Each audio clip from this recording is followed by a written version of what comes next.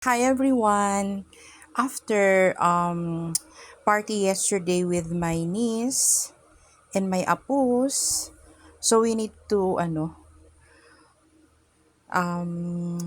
settle natin yung mga food intake. I-reduce, I mean. So, I do prepare my oatmeal with just 3 dates. Yan ang nilagay ko, and 1 banana and milk, and of course collagen. So yan yung ilalagay ko diyan. Para at least 'di ba, wala muna tayong heavy meal today.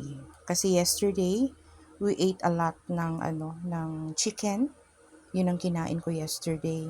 Potato and carrots. So, today, ito ang food natin with a little later for my lunch, I will prepare veggies naman.